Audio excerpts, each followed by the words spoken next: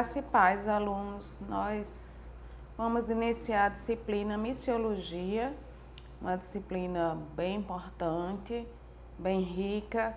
Espero que vocês aproveitem a oportunidade de estudá-la.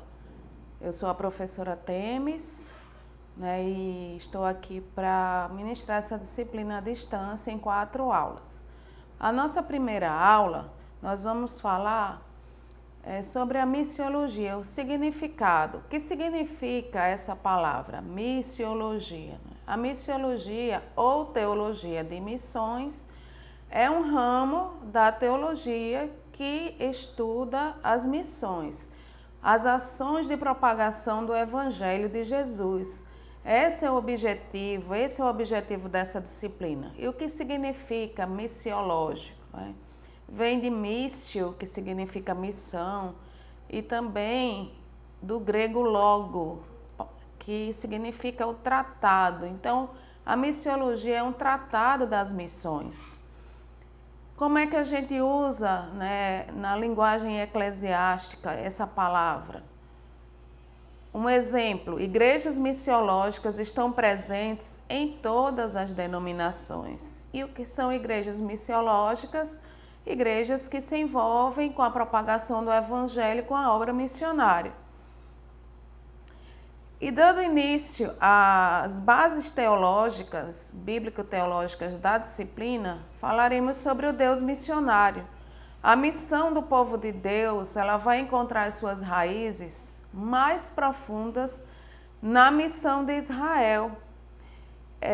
Deus escolheu Israel como uma nação para a propagação do Evangelho, do plano de redenção para toda a humanidade. E desde o início, que esse plano, essa mensagem bíblica, ela é universal, ela é missionária. Então, desde Gênesis até Apocalipse, nós vamos perceber que a Bíblia vai tratar deste plano redentor, para a humanidade. Primeiramente, nós vamos ver o livro de Gênesis, e o texto de Gênesis 1 do 1 até o 11. Então, ali nós vemos a criação de Deus nesse texto. Deus criou os céus e a terra. Toda a criação tem sua centralidade e finalidade na humanidade. Então, Deus criou o mundo, durante aquele período ali que está no texto de Gênesis. Ele criou os mares, fez separação das águas, dia e noite, criou os animais, enfim, todo aquele texto que a gente já conhece bem. Mas a centralidade e a finalidade foi a criação da humanidade. Em Gênesis 1, a gente observa que o homem é o ápice da criação. Em Gênesis 2, o homem surge no meio da criação de Deus. Mas o homem não compreende a sua centralidade e a sua responsabilidade. E a gente vê isso lá em Gênesis 3. E como consequência ele desobedece a Deus e se separa de Deus. E qual é o resultado? Como diz o texto, consequências catastróficas não apenas para a raça humana, como também para toda a criação de Deus. Então o homem desobedeceu a Deus, a ordem de não comer o fruto proibido, Homem e mulher desobedeceram, através da tentação ali da serpente. O homem então cai, e cai em pecado, e ele então se separa de Deus.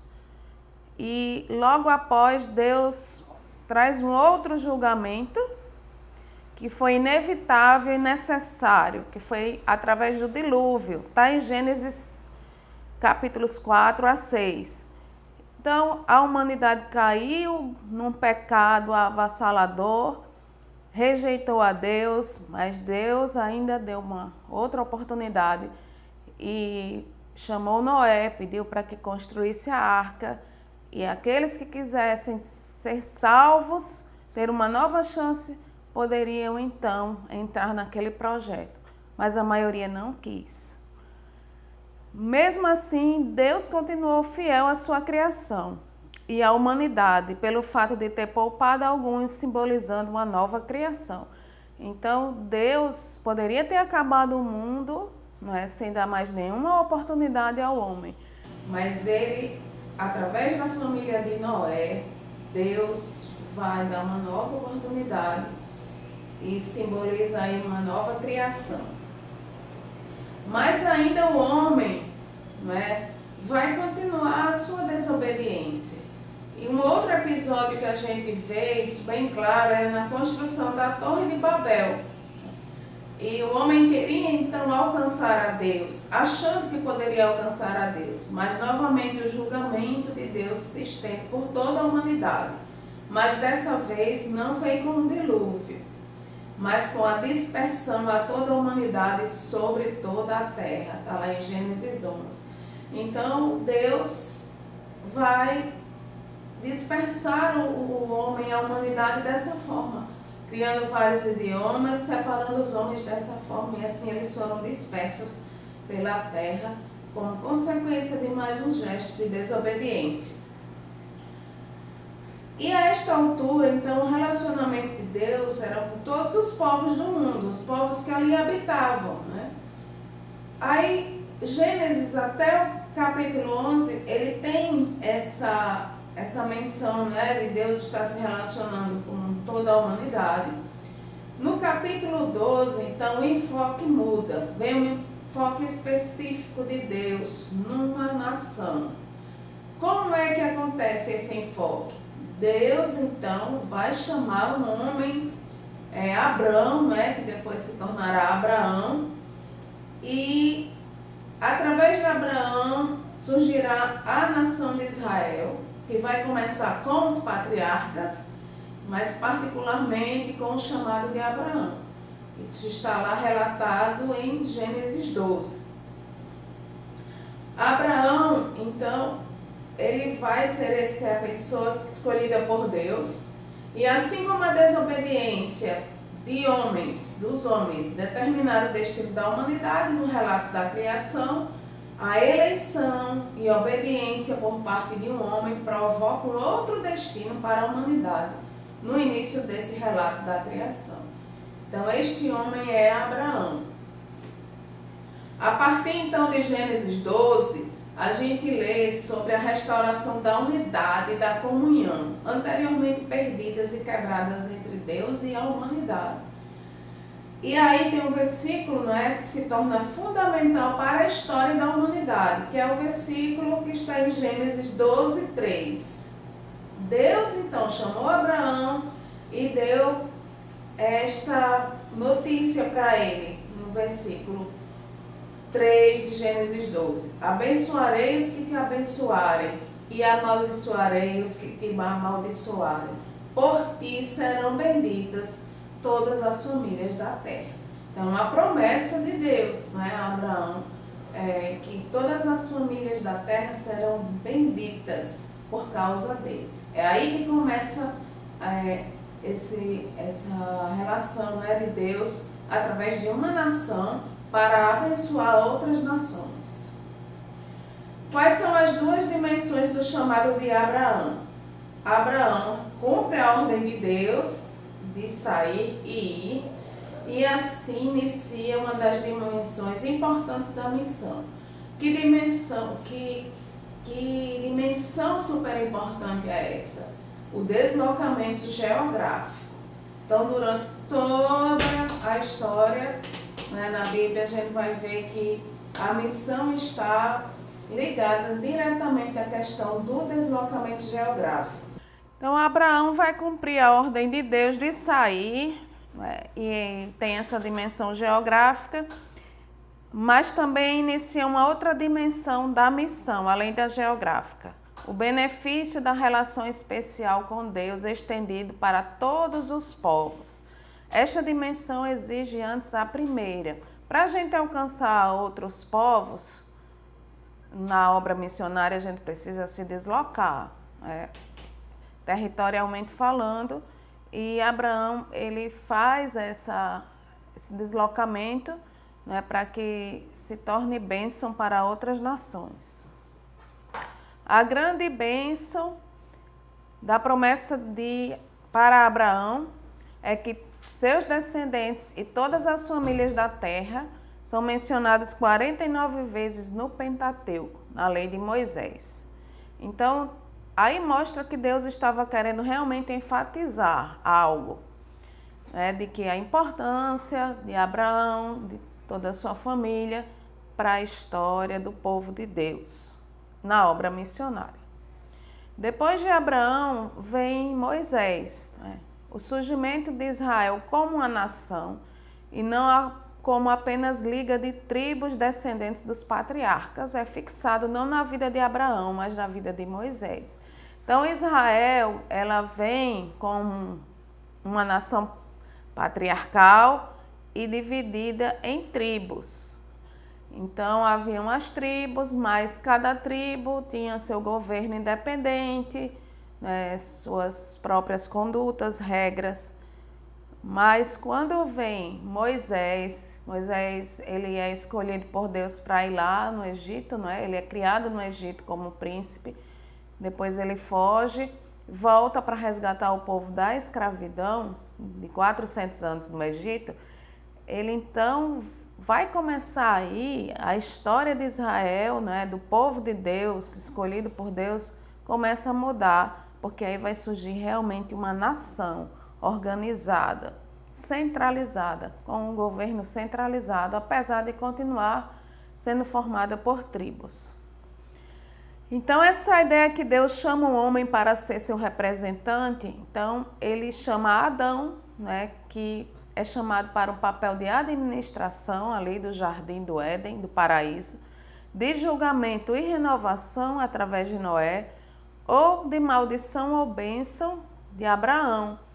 Já precede o chamamento de Moisés, tá? Então, essas figuras são muito importantes para a gente entender esse plano missionário. Com Abraão, a gente aprende que o plano redentor de Deus para as nações se realizará através de um povo. O povo de Israel será o canal. Com Moisés, aprendemos a maneira como este povo será um canal de bênção ou maldição para as nações. Então, quando a gente estuda a história de Israel, no Antigo Testamento, a gente percebe essa relação, tanto de bênção quanto de maldição para as nações. Abraão foi um peregrino em terra estranha, Moisés também. O chamamento de Moisés, ele vai acontecer no contexto de um encontro pessoal com Deus, lá na sarça ardente. E lá ele tem uma experiência espiritual profunda. Pela primeira vez, Deus se identifica pelo nome Iavé no texto bíblico, que é o Senhor.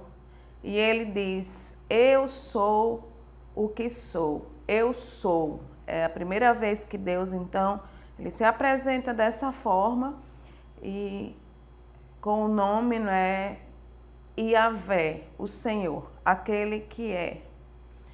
Quando Deus revela o seu nome, ele estava apresentando a sua presença ativa na história. Ele é o Deus que envia, segundo Êxodos 3,14. O Deus que liberta do cativeiro, segundo Êxodos 22. Conhecer o nome de Deus significa conhecê-lo pessoalmente, ter um relacionamento pessoal com ele. O Deus, não é, Iavé, ele é operante nos afazeres da humanidade, particularmente nos afazeres do seu povo. Então, Deus está presente ali em toda a história, né, desse relacionamento com o homem, com a nação de Israel. Deus é pessoa, ele diz assim, eu sou o Deus de teu pai, o Deus de Abraão, o Deus de Isaac e o Deus de Jacó. Lá em Êxodo 3,6 ele faz essa afirmação. E essa proclamação significa o quê? É um convite ao conhecimento pessoal de Deus e a entrar em um relacionamento com Ele através da aliança que Ele estabelece com o povo de Israel para que essa aliança se estenda a outros povos. o êxodo, não é? Os israelitas saem lá do Egito, tá? E Deus, então, ali, ele se manifesta como um Deus que escolhe. A libertação de Israel foi antecipada pela sua eleição. Deus vai libertar Israel do Egito porque ele já escolheu aquele povo como povo dele. E assim ele escolhe a Moisés para ter essa missão. E algo importante que eu quero enfatizar: Israel não foi escolhida por merecimento, porque fosse virtuosa, porque seu culto fosse forte, mas justamente porque era uma nação fraca, desamparada e pisoteada. E se a gente olhar a história da nação de Israel, da formação dela e de outras nações, a gente vai entender bem isso, tá? Esse aspecto. E quanto à vocação pelo povo de Deus? Aprendemos que a escolha não depende de grande talento e dinamismo de alguém. A história está cheia de surpresas, de pessoas simples, tanto na Bíblia como na história de missões, a gente percebe isso. Pessoas simples que Deus usou maravilhosamente na expansão missionária da igreja. É a chamada fé e vocação. Se temos fé, se temos vocação, não importa onde estamos, não importa quem somos, se somos servos disponíveis, Deus irá nos chamar e nos usar em sua obra. Depois do êxodo, não é? Nós sabemos que Israel vai para o cativeiro, não é? Mas antes eles pedem um rei a Deus, né? Um rei humano, como tinham as outras nações. E isso é visto como um repúdio à aliança única com Yahvé, porque Deus não queria que houvesse um rei humano, já que ele era o rei de Israel. E Israel então exige essa escolha de um rei humano. Isso vai trazer consequências também, porque esses reis humanos irão falhar no seu relacionamento, principalmente com outras nações, principalmente Salomão, que vai se relacionar de uma forma muito errada com outras nações, trazendo a iniquidade para dentro da nação de Israel. E aí vem então o cativeiro, né, onde Israel é disperso, mas mesmo assim Deus continua a ter um relacionamento com o povo através daquele remanescente fiel. Israel, ele vai se equivocar como nação e vai compreender a eleição apenas como uma ideia de libertação política. Mas a ideia que Deus traz de aliança é muito mais ampla. É de ser um povo salvo, eleito e sacerdotal. E é por isso que Deus cria então um sistema de sacrifícios, porque era para mostrar a Israel e conscientizar da sua distância em relação à santa presença de Deus. E para que eles aprendessem a entrar numa vida de culto e de comunhão. E aí veio o tabernáculo, né? Enquanto Israel era um povo nômade, depois o templo é construído pelo rei Salomão e o sistema sacrificial passa então a ser praticado no templo.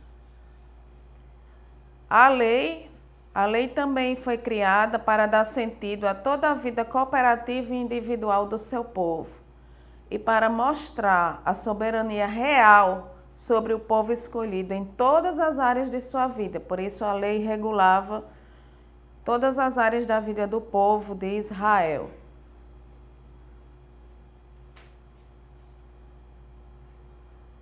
A lei, ela refletia o caráter salvador e compassivo de Yahvé através de suas provisões em relação à exploração econômica, à injustiça social e ao bem-estar dos mais fracos.